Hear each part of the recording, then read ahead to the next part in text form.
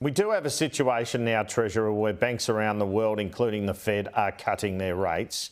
Why is it taking longer in Australia for inflation to come down and for rates to be cut?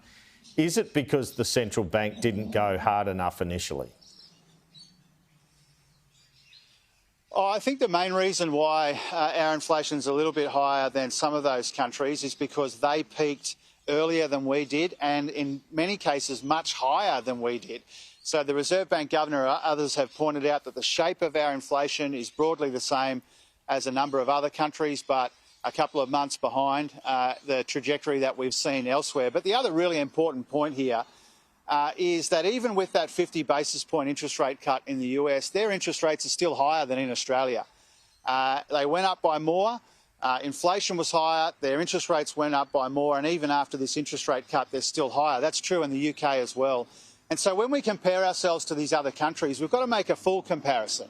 You know, some of these countries that our opponents like to bandy about, Canada, the UK, New Zealand, you know, some of them have got higher unemployment, they've got higher interest rates. Many of them went up by more over the last couple of years, and so you need to make that full comparison. Here in Australia, inflation has come off really substantially.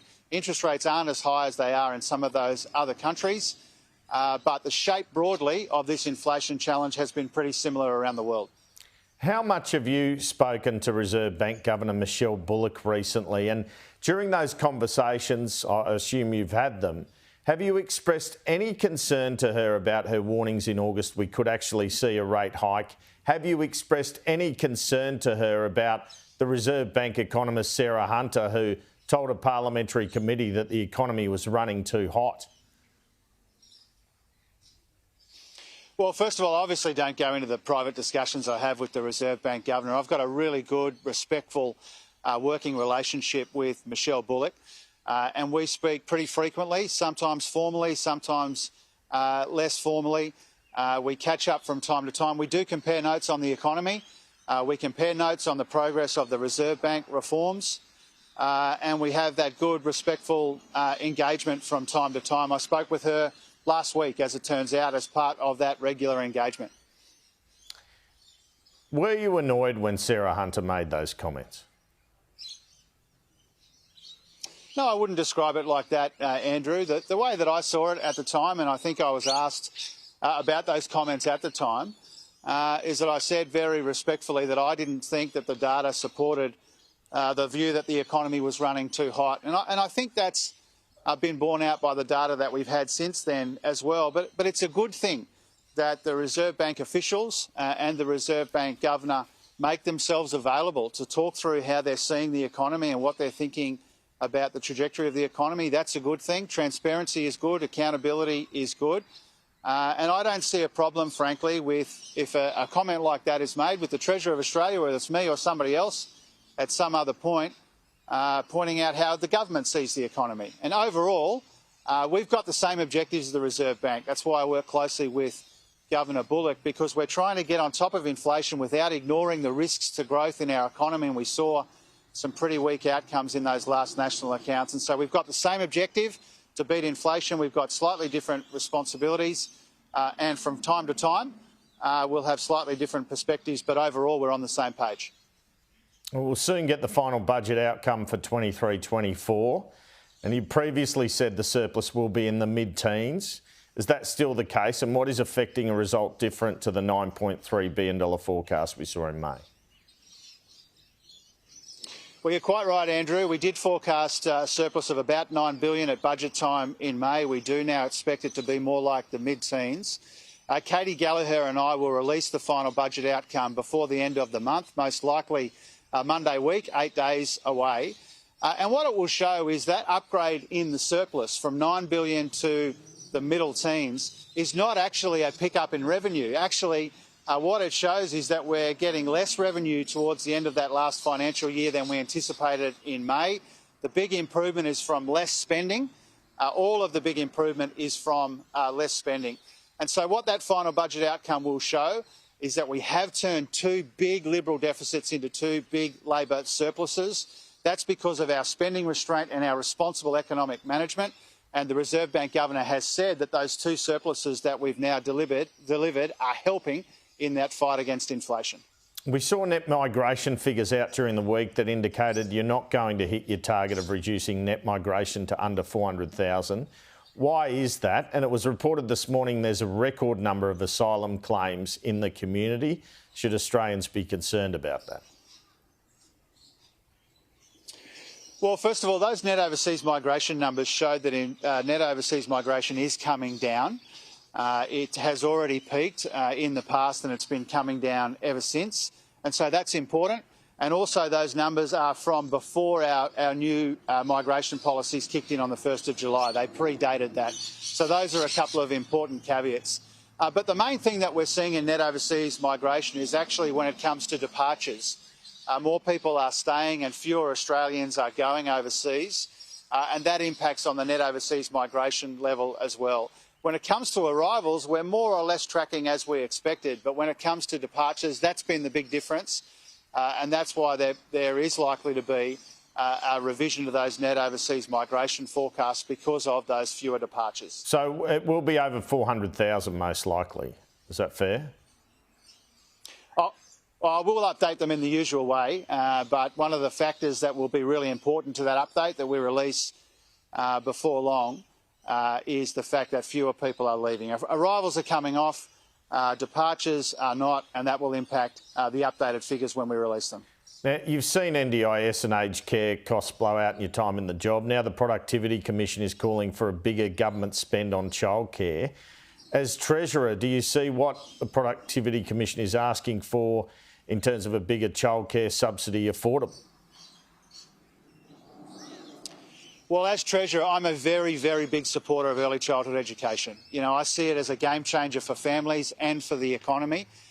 It makes it easier for parents and especially mums to work more if they'd like to work more so that they can earn more and keep more of what they earn. And so that's our objective here. We've already made enormous investments in making early childhood education cheaper. We're paying educators what they deserve for the first time in a long time, and I'm a big supporter of that as Treasurer. Now, this Productivity Commission work that we've received, we're very grateful for that. It will be a big part of our considerations and our work over the coming months because we do understand that we need to get a bit closer to a system that looks like it's universal. But we need to do that in a responsible way, a methodical way, an affordable way. None of this is cheap. But it's important, and so we'll go through it in the usual considered methodical way, the report that we've got from the Productivity Commission. So this week you're the first Australian Treasurer to visit China in 7 years. What's the purpose of the visit and who will you be meeting? It will be the first Treasurer's visit for 7 years. This is part of our effort to stabilise a really important economic relationship.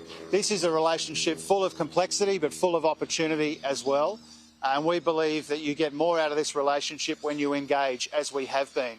And so the main purpose of my visit to Beijing later in the week will be the strategic economic dialogue, primarily with the NDRC and its chair, Zhang Shanjie, and I'll be meeting with a number of my counterparts in order to compare notes on the economy, to work through any issues that we might have between our two economies, but recognising that a more stable relationship, and particularly a more stable economic relationship between Australia and China, is a good thing for our workers and our businesses and our investors and for our country more broadly.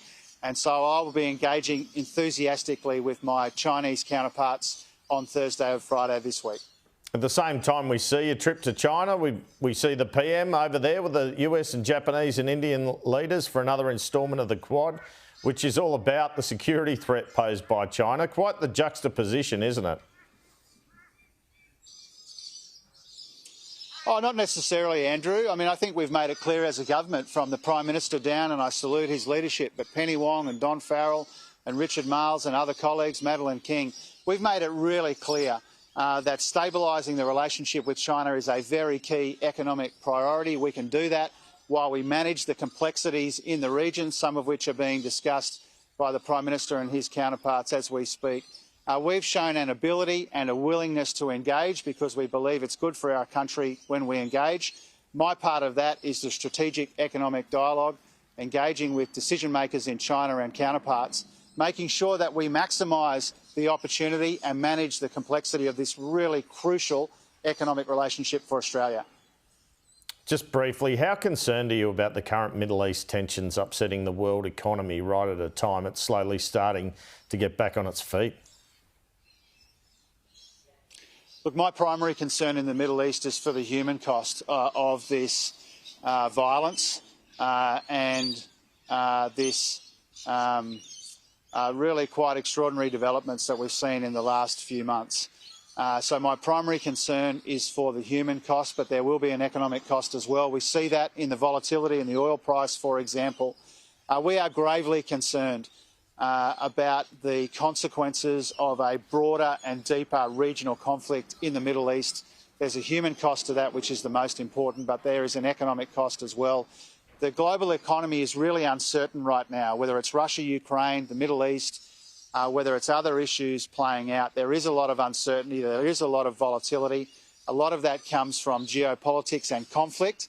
And so we monitor that really carefully because what happens in the global economy has big consequences and implications for us.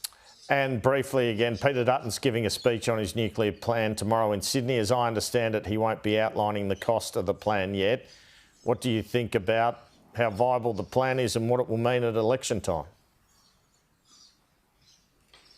Well, I think Peter Dutton's nuclear fantasy is economic insanity. You know, it costs more, it will push power prices up. It will take longer. It will only, at best, deliver a sliver of what we need in energy, and it will turn Australia's back on our unique combination of advantages. He has gone characteristically for the most divisive option with the least details. He needs to come clean tomorrow in this speech. What will it cost? What will it mean for power bills? How will he pay for it? And what will Australia do for the decades it will take to build these reactors? I think that this is economic insanity, what Peter Dutton is proposing. It is divisive and there are no details. His speech is a big opportunity to come clean on the details, on the costs, on the timing, so Australians know what he's seeking support for at the election. He is a big risk to energy and to power prices in this country. The fact that he's not prepared to release those details, I think, should ring alarm bells for every Australian. It's time for him to come clean. And finally, Treasurer, I saw the Sydney Swans win live on Friday night, Saturday. Last night, Brisbane had a famous victory. Will you still be in China when the game's on? I'm trying to watch from there. I'll be on my way back. Hopefully I'll be in an airport somewhere on the way back watching the mighty Brisbane Lions. They've shown a lot of fight and a lot of heart the last couple of weeks. I know that your team, the Swans, have been for most of the season the form team in the competition, but we've shown a lot of fight, we've shown a lot of heart, and I think that was personified last night by the Big O, dislocating his shoulder not once but twice in the same prelim. I think that was a real indication of how much heart there is in this Brisbane Lions squad. I think it's going to be an amazing grand final next week, and I hope we can get over the top of your Swans. Treasurer, thanks for your time. Thanks, Andrew.